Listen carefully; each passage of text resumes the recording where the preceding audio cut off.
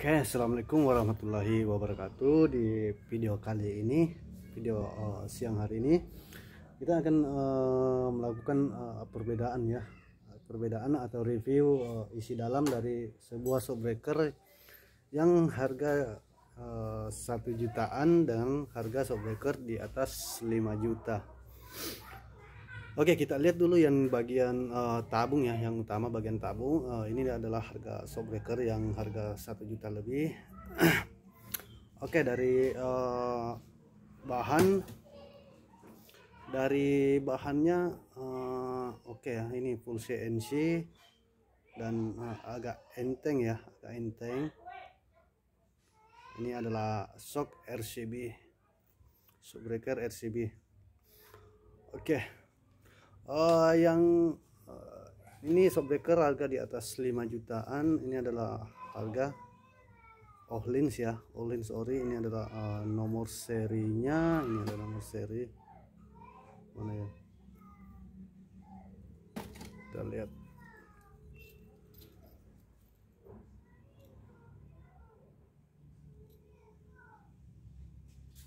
Ada ya, ada nomor serinya, udah kelihatan ya.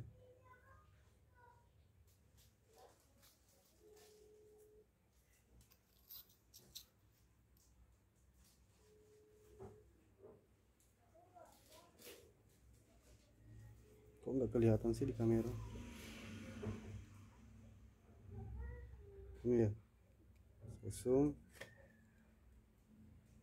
Ini ada nomor serinya, ini ada nomor serinya. Oke, ini adalah shockbreaker harga di atas 5 juta ya teman-teman. Ini kendalanya jeduk-jeduk. Ini shockbreaker NMAX dan akan dipasang di Aerox. Jadi otomatis kita akan upgrade ya ke motor Aerox. Untuk dari segi penampilan tabung, ini memang penampilannya lebih oke teman-teman. Tentunya pastinya lebih oke karena ini memang shockbreaker mahal dan bahannya sangat ringan ya teman-teman, ringan sekali. Beda dengan ini agak berat ya, agak berat. Ini adalah RCB, ini adalah Ohlins, ringan sekali.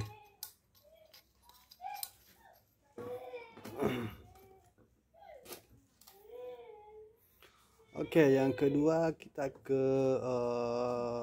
sistem hidrolik ya. Kita ke bagian angin dulu. Bagian nitrogen untuk RCB ini dia memakai tabung seperti ini. Jika kekurangan angin dia akan ngempes ya teman-teman, ngempes. Kalau kelebihan angin ini juga akan biasanya pecah ya teman-teman, akan pecah. Sedangkan untuk shock Ohlins dia memakai sistem piston, dia memakai o-ring, dan dia memakai ring teflon untuk di sininya ya. Dia pakai ring teflon di sini. Untuk yang tipe Ohlins ini. Oke, yang ketiga kita ke bagian seal hidrolik. Seal hidrolik ini dia pakai seal USH ya. Sama dengan KTC, dia juga memakai seal USH, cuma berbeda ukuran ya teman-teman. Beda ukuran.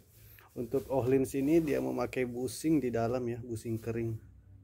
Dia memakai busing kering, jadi lambat laun ya, mungkin pemakaian jangka panjang bisa menyebabkan busing ini akan haus dikarenakan kering ya.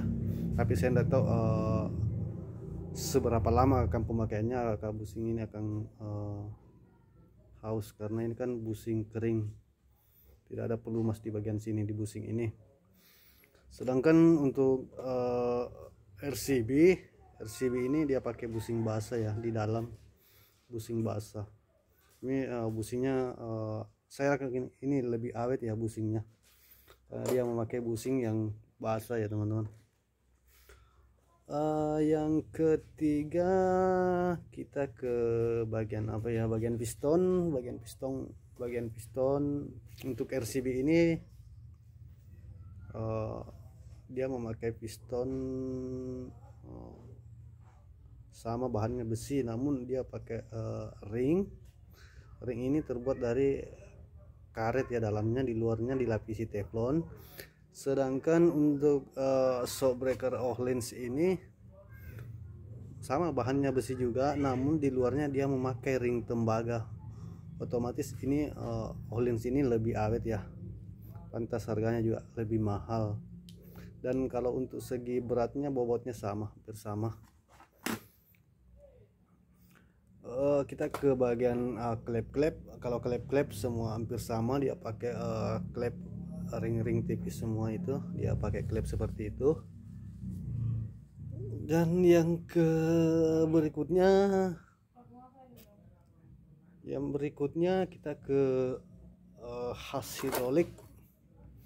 Khas hidrolik untuk shockbreaker yang 1 juta lebih ini atau RCB ini, dia memakai khas 14 mili.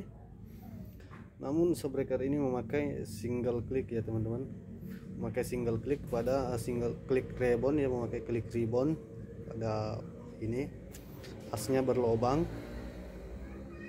Di sini ada ventil dan per ya, per ventil ribbon.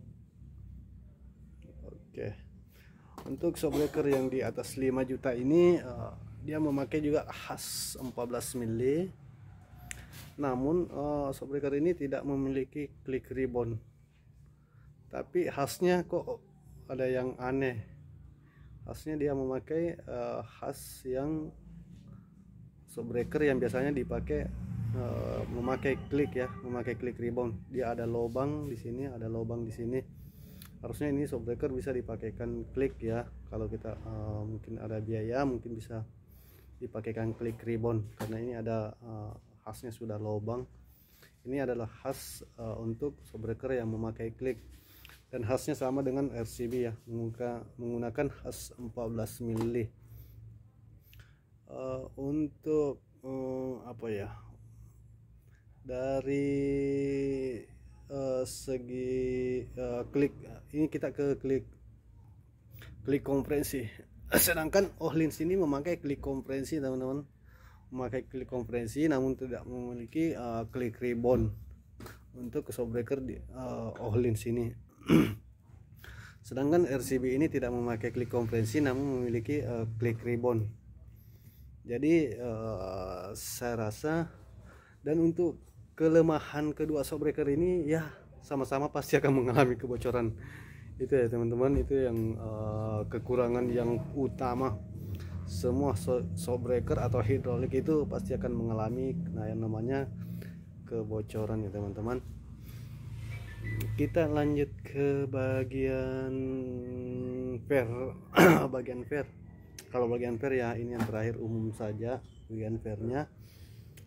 Dan mungkin itu saja video singkatnya ya, atau video review isi dalam tentang shockbreaker ini. Jadi walaupun semahal apapun shockbreaker itu pasti akan mengalami kebocoran, dan pakainya juga semua hampir-hampir sama ya teman-teman. Kita cuma beli brand, hampir sama ya kita pakainya, tinggal kita upgrade-nya bagaimana kita mau, karena kelembutan dan kerasnya shockbreaker itu bergantung dari upgrade dan kekuatan per ya teman-teman. Oke, sekian video singkat dari saya. Assalamualaikum warahmatullahi wabarakatuh.